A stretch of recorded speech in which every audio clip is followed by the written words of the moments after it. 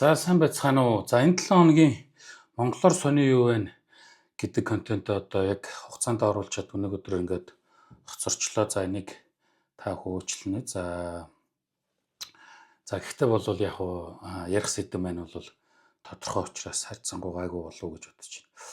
За энд өнгөрсөн 7 хоногт одоо ингээд ерөөсөө онлын анхаарлыг татж байгаа нэг зүйл бол улсын хурлын гишүүн сайн зоригийн одоо энэ нөгөө ургийн овгийг өөрчлөх тухай нэг асуудал гаргаж ирж ярьсан. За энэ тухай хэдүүлээ энэ сэдвийг сонгож аваа. За үнэхээр тийм юм уу, юу болж байгаа, яаж байгаа, ямар учир шалтгаан байгаа вэ гэдэг ингээд хэдүүлээ ярилцсан.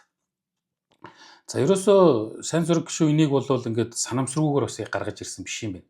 Ингээ хэрвээ олон нийтийн мэдээлэл хэрэгсэл ингээд сошиалд байгаа мэдээллүүдийг хайгаад үзэх юм бол одоогийн хотын дарга Нямбаатрыг хууль зүйн сайд байгаад бол сайн зориг бол тэр одоо газрын дарга гэдэг юм юу гэдэг те одоо тийм нэг юмны дарга за ойр дотн дээр яамн дээр ажиллаж ирсэн юм байна. За тэр үед бол ямар хууль журам юм гарсан бэ гэхээр ерөнхийдөө тэр үндэсний аюулгүй байдлын зөвлөлийн судлаач нар Эрдэмтдийн баг гэж тэр сайн зургийн байн яриад байгаа. За ялангуяа тэр нэг Инхма гэдэг нэг хүн байна. Тэр хүний одоо оройлон тэргүүлж явсан судалгааны үр дүнд бол гэрэлж байгаа хоёр хүн гэрлэхээс өмнө хамаатан биш гэсэн тийм шинжилгээ хийлгэнэ гэсэн тийм журам гаргаж ирсэн юм байна. За тэгээд тэр үед нь бөөн маргаан мэтгэлцэн болоод энэ судлаач янз бүрийн хүмүүс өтер бол бөө юм болж исэн юм байна л да одоо тий. За тэрний одоо нэг хамгийн чухал эсэргүүцэл гэдэг юм одоо хэлж исэн юм бол наа шинжилгээг хийх боломж Монголд байхгүй шүү дээ. Бид нэр одоо наадмаар барилдаж байгаа бүхийхон шээсэнд допинг байгаа үгүй ч мэдэж чаддгүй ус шүү дээ гэсэн нэг төрлийн одоо хатуу гашуу хэлж байгаа боловч нөгөө төрлийн бол одоо яг үүндээ бидний байгаа боломж чадвах. За ер нь тэгээд хамаатан садан гэдгийг тогтооно гэж юу юм бэ гэдгийг ингэж ойлгуулсан. Одоо мэрэгжлэн л ойлгож байгаа тийм төрлийн хэллэг байж л дээ. За тэгээд одоо бол сайн зураг гаргаж ирж байгаа нь бол ялгаа авахгүй трийгээ ярьж байна. Ерөөсөө яг л тэр Инхма гэдэг хүний хийсэн судалгаа гэж яригадаад байгаа юм. За тэгээд монголчууд одоо цус ойртоод болохоо байцсан те. За тийм болохоор одоо энэ ургийн овг гэдэг юмыг бол юу яцгаая. Дахин нэг шинжилээд за тэгээд одоо хоорондоо гэрлэхгүй сайхан юм болгоцгоё гэдэг нэг ийм яриаг гаргаад ингэ яваад байгаа. За энэ нэг агуулга дээрээс хэдүүлээ нэг хоёр зүйлийг ойлгох тий. За би ч гэсэн тухайн үед нь бол өөрийнхөө сошиал медиагаар идэвхтэй өөрийнхөө байр суурь юмыг илэрхийлж байсан. За би ч юмс босон болоогүй антропологч юм буюу цус ойртолт гэж юу юм. За энэ ургийн овгийн нэтрэ гэж юу гэдэг тухай юм. Этэр санааг бол одоо бас тэр үед хэлж л байсан л да. Намайг дагааж ингэж яаж исэн хүмүүс бол хангалттай харж гэдэг юм уу те тодорхой хэмжээний ойлголт авах юм боломж болсон баг. За тэгэхээр нэгдүгээр тэр Инхма эдэргээд байгаа тэр хүмүүсийн ярьж байгаа цус ойртолт гэдэг зүйл бол юу вэ те. За дараа нь үнэхээр ургийн овг гэдэг юм монголчууд хэрэглээ тэрэн цус ойртолтоо сэргийлд юм уу гэдгийг ингээд хэдүүлээ бодож яри. Өөрөөр хэлбэл ийм хоёр асуудал одоо энэ яригдж байгаа сэдвийн гол чухал юм байна. За нэгдүгээр хэдүүлээ цус ойртолт гэдэг юм яри. За мэдээж ойрын төрлийн бодгалууд хоорондоо эвцэлдэх юм бол за тэн дээр бол ямар нэгэн одоо шууд ерөнхий утгаар нь бол тийм хэвийн биш те одоо гажиг гэх юм уу илэрж байгаа энэ үйл явцыг л одоо хэлээд байгаа. За амтан дээр ч энэ илэрдэг хүн дээр ч идэр илэрдэг тийм үү. За гэтэл хамгийн мардсан нь тэр хүмүүс юу гэж тайлбарлаад байгаа вэ? За тэр тайлбарын шууд сайн зориг өдр шууд аваад юу гэж яриад байгаа вэ гэхээр хүн одоо бид нар ойр төрлийн хамаатан садныг мэдэхгүй гэрлээд хүүхдтэй болдог гинэ. За бас хүний оюун ухааныг арай л хэтэрхий доромжилж байгааз. За шалтгаан намархан ингээд суманд өөр гэрлэх хүн байхгүй гинэ. Одоо та өөрөө ингээд бодоод үзэхгүй ингээд эрүүл ухаантай хүн шүү дээ та. Энэ наадтай хамаатай. Бид энэ хоёр гэрлэхэд асуудал үүснэ гэдгийг та мэдж байгаа. Ийм цээр биднэрт бүр байгаа. Тэгж бодож байгаа учраас бид нар тэг гэрлэлтийн цээр үүсгээд гэрлэж болохгүй нэ тэрээгээд тэгээд олон толгой юм донгосоод байгаа байхгүй юу? Нэгнээсээ тэрийг хэрэгжүүлэхийг шаардаад байгаа гэсэн үг. Мэддэггүй байсан шууд гэрэлчин штэ. Тийм дүрм журм зөхихгүй. За тэгэхээр аль чи нэг хөдөө сумын тэр нь чаавс заавал хөдөө сумын те. Мангар нөхөр байх юм гинэ. Тэгэд гэрлээд хүүхд толчих. Бас хүн яг сургууль соёлд яваагүй байж болно. Хүн хот хүрээ ийм газраас хол амьдардаг байж болно. Гэхдээ бас арай л дарамжилж байгааз Ийм боломж ерөөсө хүн төрөлхтний түүхэнд байхгүй найзтай. Мэдсээр байж те альвэ. Хоёлаа гэрлээтэй гэдэг. Ийм солиотой юм ерөөсө байхгүй заа. За тэр үтэл хамаатнууд хоорондоо гэрэлж болно. Харин ямар хамаатантайгаа гэрэлж болох вэ гэдэг бол антропологийн ухааны судалгаан дээрээс хангалттай сайхан судлаа гаргаад ирсэн байгаа. За би бол гүн гүнзгий судалгааны тухай ярилгүйгээр зүгээр та бүхэнд өөрийнхөө бичсэн нийгэм соёлын антропологийн удирдгал гэдэг номыг уншаарай, авч үзээрэй гэж ингэ санал болгоё. За би юу мөгийг ингэ оруулчихна. За тэр бүлгийн хэсгээс ч гэсэн тодорхой зураг мургийг би энэ бичлэгийнхаа доор ингээд комент хэсэгт ингээ үлдээч таад ингээ хараарай. Ерөөсөө хүн төрөлхт хамаатантайгаа гэрэлж болдог. Хүн төрөлхтний дийлэг нь хамаатантайгаа гэрэлдэг. Хоёрдугаар үеийн буюу хамаатантайгаа гэрэлдэг. Яг аль талтайгаа гэрэлж болохгүй, аль талтайгаа гэрэлж болохгүй гэдэг л тусдаа. Жишээ нь би эрэгтэй хүн аавын эрэгтэй талын хамаатнуудын хоёрдугаар үетэй гэрлэхэд бол тодорхой ийм бидний цус ойртол гэж нэрлэдэг байгаа ачууд үүсэх боломжтой байдаг. За тийм болохоор ихэнх соёлд ийм гэрэлтийг хориглодог. Гэвч энд гэрэлтийг зөвшөөрдөг соёл байгаа шүү. Жишээ нь Арабын улсуудад энийг байнга зөвшөөрдөг. Тэ? Би харин ээжийн талын тэ эмэгтэй хамаатнуудын хүүхдүүдтэй гэрлэхэд энэ гажиг тэр бүр илэрдэг. Энэ бол бүр шинжлэх ухаанаар тогтоогдсон антропологи ухаан. Монголчууд ч ингэж гэрлэж байсан. Тэ? За нэг юм ба. Тэгэхээр цус ойртолт гэж юу вэ гэдгийг ингэж ойлгох хэрэгтэй. Гэрэлж болдог хамаатан гэж байна. Гэрэлж болдгоо гэх юм уу те? Эсвэл маш хатуу хорио цэртэй байдаг хамаатан гэж байна. Тэр хүн төрлөختөн чинь мангар биш, тэнэг биш. Энийг ерөөсө бодоод тэгээд тэр гэрэлтийн хорио цэр гэдэг юм үүсгээд бий болгоод даг гэж шаардаад байгаа байхгүй.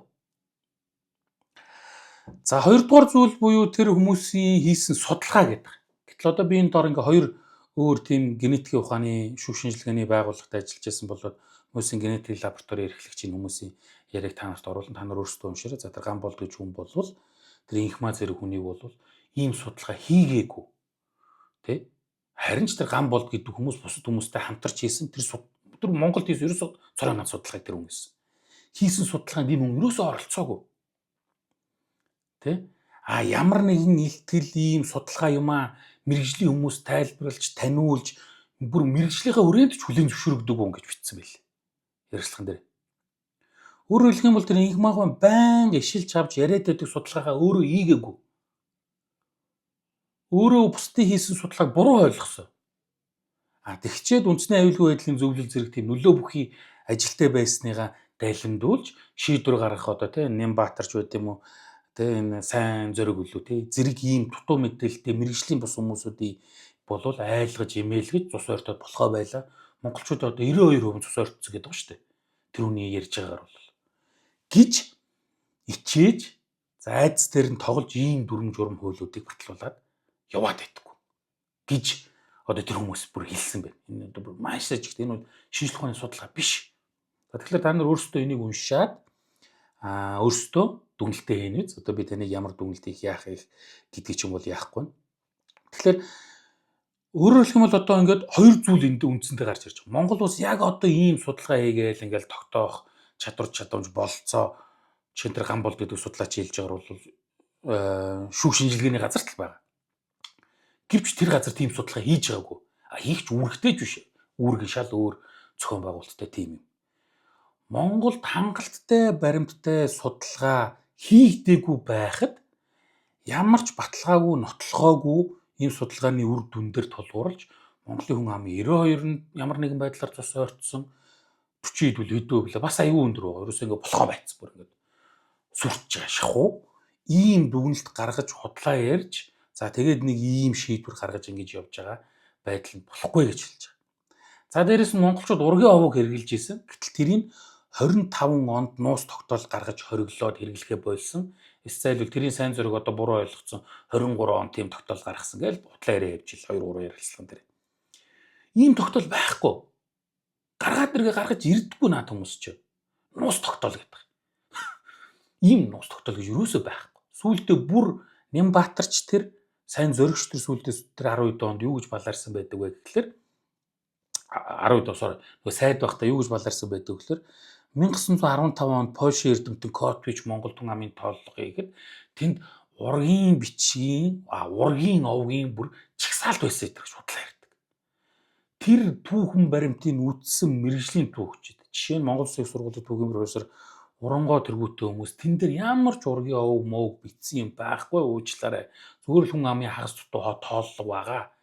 Бүрэн тооллогч бишээ. Зүгээр ингэж Монголын хүн амыг тоолох гэж оролцсон 40-од гушуунд очсон тийм нэг тооллогын баримт маягийн юм байгаа. Яг мэдээж шинжлэх ухааны үнцэнтэй. Гэхдээ тэрэн дээр Нямбаатрын ч юм уу сайн зөргийг яриад байгаа шиг ургийн овг мовг жирийтэл бичсэн. Одоо жинхэнэ оригинал ургийн овгоо тэндээс олж авъя мав гэсэн юм байгаа гэж байхгүй. Түүхнээс харах юм бол Монголын жирийн иргэд наад яриад байгаа ургийн овг гэж юм чи хэрэглээд байсан юм биш. Тэ?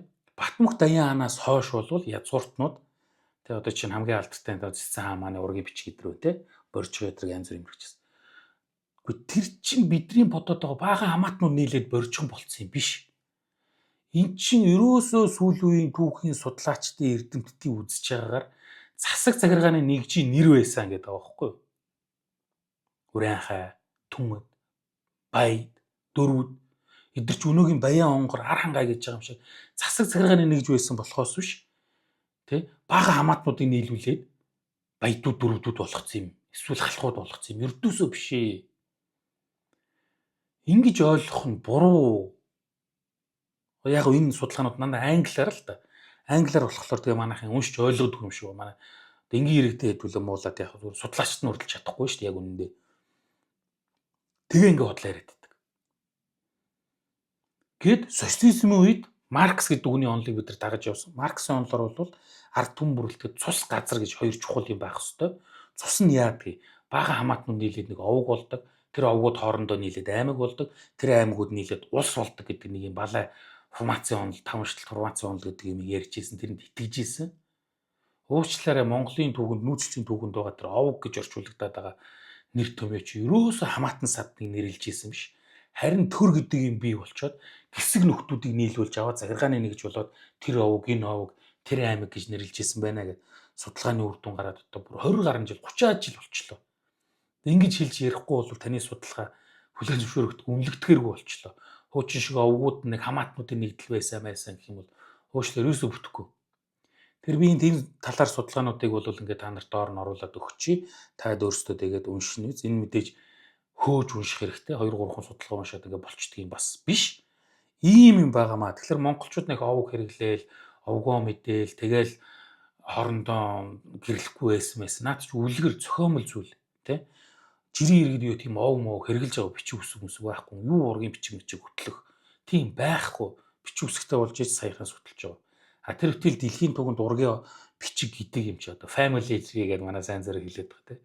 Тэр юм чи өмч хөрөнгөтэй хүний тэр цол зэрэг юмыг л маргаангүй өвлүүлэхэд чиглэгдсэн зорилготой байсан болохоос нөхрийн яриад байгаа шиг цус ойртолтоос хамгаалах зорилготой ерөөсөө байгаагүй. За тэгээ энэ бол маш том сэдвийг одоо ингээ юу гэдэг те маш хар таамгаар ингэж товчлууд бол ийм байна. За тэгээд та бүхэн доор комментээр нь оруулсан судалгаануудыг үзээрэй, хараарай. За тэгээд би бол одоо яг үндэ тэр ихэнх нь борчхон болчлоо ургийн овгоо өөрчлөе гэдэг нь бол мэдэхгүй нэг пассворд өөрчлөх гэсэн л мөнгө төрөхтэй л холбоотой те эсвэл нэг төсөл хуулийн төсөл санаачлалын хэдэн төгрөг авдгийн гэвчтэй нэг амархан хуулийн төсөл санаачлал хайчи тэгээ мөнгө авчих гэсэн бодол болоо гэж бодож байна. Тэгээ одоо яг үндэ сүүлийн үед бол одоо дарван хар гэдэг нөхчтэй нөхрийн юм ярихлаар одоо хинчтгэхэ болцсон шүү дээ. Нэг ач бодлого хоцож байгаа гэдэг. Тэр шиг одоо сайн зэрэг гишүүн бол их сайхан нэр төртөө улсын хурлд орж ирсэн боловч одоо сүүлийн үед ярьж байгаа юмд хүмүүс итгэх юм болоод хил төвний хэрэг хочлоод ингээд нөхөр бол одоо ингээд легитим чинээр маш их алдчихж байна. Одоо PR гэдэг юм уу зөвлөх хүмүүс нь байдаг бол энэ үнд хилээсээ тэгэл ил цагаан ингээд бодлоо ярьж ингэж явд юм байна. За юм байна. Тэгээд эх 7 хоногийн Монголоор сони юун сэдвтэйгээ эргээд уулзцаая.